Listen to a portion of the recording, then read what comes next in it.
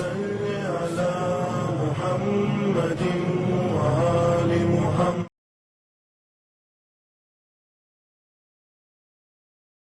اعوذ باللہ من الشیطان الرجیم. بسم اللہ الرحمن الرحیم. اللہم صلی علی محمد وآل محمد وعجل فرجہم. معزز ناظرین و سامعین، السلام علیکم ورحمۃ اللہ وبرکاتہ.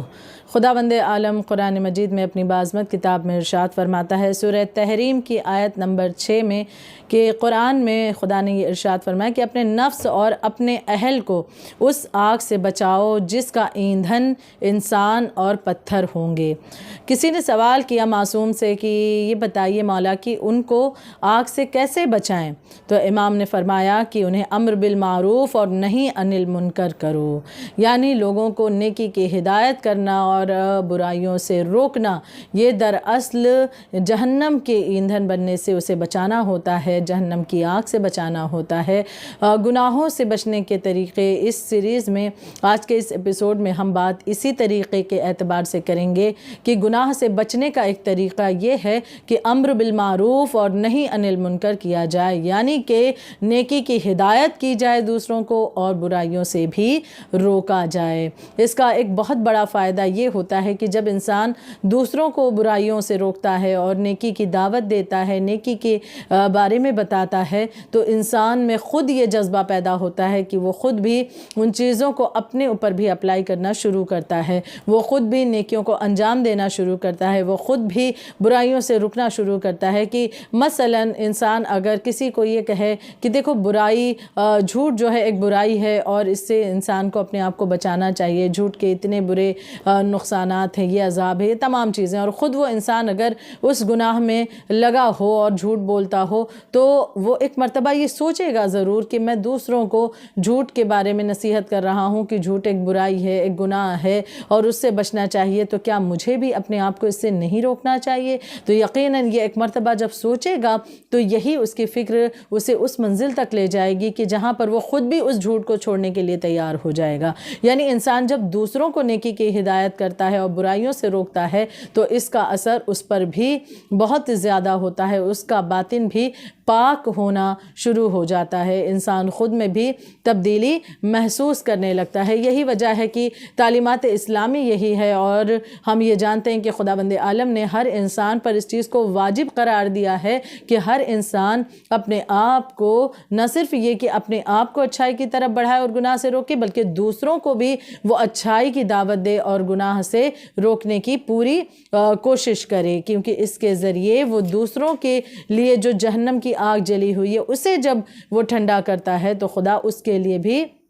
راستوں کو کھول دیتا ہے اور اس کے لیے بھی راہ ہموار ہوتی چلی جاتی ہے، اور پھر وہ ایک بہترین معاشرہ بھی تعمیر کر رہا ہوتا ہے جہاں آگے چل کر کے خود بھی وہ اس سوسائٹی میں، اس سماج میں جی رہا ہے اور جیے گا جہاں اس کی نسلیں اس سماج میں جئیں گی. تو اگر وہ دوسروں کو اس انداز سے نصیحتیں کرتا رہا تو یقیناً اس کی آنے والی نسلیں ایک بہترین معاشرہ دیکھیں گی، وہ خود بھی ایک بہترین سماج کو پا سکے گا. تو لہٰذا انسان کے لیے ضروری ہے کہ اس اعتبار سے وہ کوشش کرتا چلے کہ دوسروں کو بھی برائی سے روکنا ہے اور اچھائی کی طرف دعوت دینی ہے. ایک مثال اس کی دیتی چلو کہ ایک گاڑی ہے، روڈ پر چل رہی ہے اور وہ ایک مخالف سمت میں چل رہی ہے، اور اس مخالف سمت میں چل رہی ہے یعنی کہ ایک غلط ڈائریکشن پر ایک گاڑی چل رہی ہے. تو جو گاڑیاں صحیح ڈائریکشن پر چل رہی ہوں گی وہ تیز ہارن بجائیں گی یا وہ اپنی لائٹس وغیرہ اس کی طرف تیز جلائیں گی، یعنی اس کے ذریعے وہ اظہار کریں گی کہ اس چیز کو روکا جائے، اس غلطی کو روکا جائے. دراصل اس کے ذریعے انسان اسی انسان کو روکنے کی کوشش کرتا ہے، اس کی غلطی کو روکنے کی کوشش کرتا ہے. تو جب اس کا اثر سامنے والے پر وہ احساس کرنا شروع کرے گا کہ ہاں میں ایک غلط راستے پر ہوں اور مجھے اس سے اپنے آپ کو رکنا ہے، تو وہ بھی اپنے آپ کو روکے گا اور اس کا فائدہ اس انسان کے بھی نامہ اعمال میں یقیناً لکھا جاتا ہے. اسی اعتبار سے گناہ سے دوسروں کو روکنے والا انسان خود بھی اسے توفیق خدا عطا فرماتا ہے کہ وہ خود بھی اپنے آپ کو گناہوں سے بچا پاتا ہے، روک پاتا ہے. ایک واقعہ اس کے دلیل کے طور پر پیش کرتی چلوں کہ ایک عابد و زاہد شخص تھا اور عبادت خدا میں مہو رہا کرتا تھا، اور خدا کی عبادت اتنی خضوع و خشوع کے ساتھ کرتا تھا کہ ایک مرتبہ ابلیس میں اور اس کے چیلوں میں کہ یہ اضطراب پیدا ہوا کہ ہم اسے کس طرح سے ورغلائیں، اسے کس طرح سے خدا کی راہ سے شکار کیا جائے۔ ان لوگوں نے سوچا کہ بہت سے طریقے ایک دوسرے کو تجویز کیے، لیکن پھر یہ پایا گیا، قرار پایا کہ نہیں، ان طریقوں سے تو یہ نہیں بہکنے والا۔ پھر ایک مرتبہ ابلیس کا ایک چیلا یہ کہنے لگا کہ یہ شخص بہت ہی عابد و زاہد ہے، اسے عبادت کے ذریعے میں بہکاؤں گا۔ اسے اجازت ملی، وہ چلا اور عابد کے پاس ایک عابد کا ہی روپ لے کر کے آیا، اور اس کے پہلو میں اس نے مصلی بچھایا اور نماز پڑھنا شروع کی، اور اتنی ہی خضوع و خشوع کے ساتھ پڑھنے لگا کہ اسے تھکان بھی محسوس نہیں ہوتی، اسے اونگ بھی نہیں آتی ہے۔ اب جب عابد جو عبادت کرتے کرتے کبھی جب ذرا تھک جاتا تو کچھ دیر کے لیے رک جایا کرتا، آرام کرتا، پھر عبادت میں لگتا۔ اس نے غور کیا کہ یہ جو دوسرا عابد آیا اس کے پہلو میں اور اس عبادت کر رہا ہے، یہ تھکتا نہیں ہے اور اسے اونگ بھی نہیں آتی، اور اس کی عبادت میں اتنی خضوع و خشوع کیسے ہوگی۔ یہ ایک مرتبہ رکا کہ اس سے پوچھے، تو اس نے پوچھا کہ یہ بتاؤ کہ تمہاری عبادت اتنی بہترین کیسے ہے کہ تمہیں ذرا بھی تھکن محسوس نہیں ہوتی۔ یہ شخص کہنے لگا، وہ شخص جو کہ دراصل ایک ابلیس تھا اور وہ انسان کا روپ لے کر آیا، ایک عابد کا روپ لے کر آیا، وہ کہتا ہے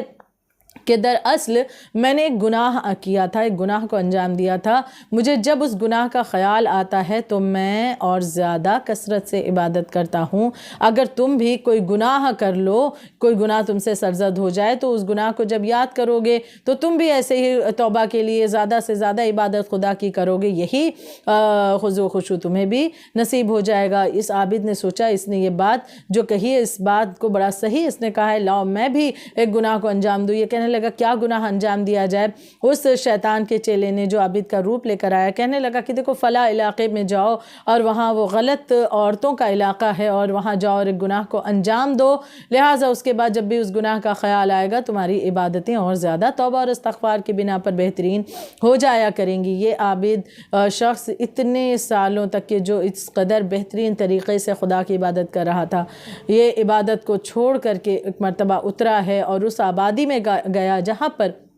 غلط اور فحش عورتیں، بری عورتیں رہا کرتی تھیں۔ اب اس علاقے میں جب یہ جانے لگا، لوگوں نے دیکھا تو سوچنے لگے کہ یہ تو ایک عابد و زاہد ہے، بھلا اس کا اس علاقے میں کیا کام؟ سوچنے لگے لوگ کہ شاید یہ ان غلط عورتوں کو نصیحت کرنے کے لیے آیا ہے، کیونکہ ایک عابد و زاہد شخص ہے۔ بہرحال اب یہ جب وہاں پہنچا، اس ایک فحش عورت کے پاس گیا، اس عورت نے سوچا کہ ایک عابد ہے، اس کے بارے میں بہت کچھ سنا ہے، شاید یہ مجھے نصیحت کرنے آئے ہوں۔ اس نے احترام کیا، لیکن اس عابد نے جب اپنی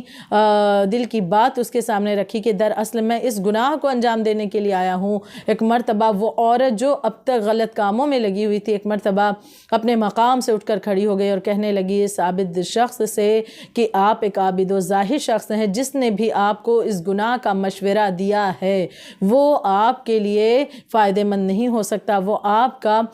بہتر چاہنے والا نہیں ہو سکتا ہے، وہ ضرور ابلیس ہوگا کہ جس نے آپ کے ذہن میں یہ وسوسہ ڈالا۔ آپ جا کر دیکھیں، وہاں آپ کو کوئی نظر نہیں آئے گا۔ یہ عابد شخص اس کے کہنے پر ایک مرتبہ سوچ میں پڑ گیا اور اٹھا اور نکلا وہاں سے، اور جب پہنچا تو واقعاً وہاں پر اس نے کسی کو نہ پایا۔ اس نے توبہ اور استغفار کرنا شروع کیا اور ساتھ ہی ساتھ خدا کی بارگاہ میں اس عورت کے لیے بھی اس نے دعا کی کہ بار الہ، اس عورت نے مجھے اس گناہ سے روکا، اس نے مجھے نیکی کی طرف پھر سے بڑھایا، تو لہٰذا اس کے حق میں بھی میں دعا کرتا ہوں۔ خداوند عالم کا کرم ہوا کہ پروردگار عالم نے موت کے فرشتے کو بھیجا اور اس عورت کی موت واقع ہو گئی تاکہ مزید وہ اپنی زندگی میں پھر سے گناہ کو انجام نہ دے سکے۔ لہٰذا پروردگار عالم نے اس کے ذریعے اس عورت پر کرم کیا اور پھر اس کی زندگی کے تمام گناہوں کو اس کی اس ایک نیکی کی بنا پر بخش دیا، معاف کر دیا۔ یعنی ہم دیکھتے ہیں کہ کس طرح سے جب ہم دوسروں کو نیکی کی ہدایت کرتے ہیں، دوسروں کو برائیوں سے روکتے ہیں، تو خداوند عالم ہمارے لیے راہ کو ہموار کرتا ہے اور ہمارے لیے خود جنت کی طرف بڑھنے کا راستہ ہموار کرتا ہے، ہمارے لیے اپنے قریب ہونے کا راستہ ہموار کرتا ہے، نیکیوں کو انجام دینے کا راستہ ہموار کرتا ہے، ہمیں گناہ سے پروردگار عالم روکتا ہے۔ تو لہٰذا یقیناً اس کے ماتحت بھی ہر انسان کو کوشش کرنا لازمی ہے، ضروری ہے کہ وہ نہ صرف اپنے آپ کو بلکہ دوسروں کو بھی نیکی کی دعوت دے اور گناہوں سے بھی روکے۔ صدق اللہ العلی العظیم۔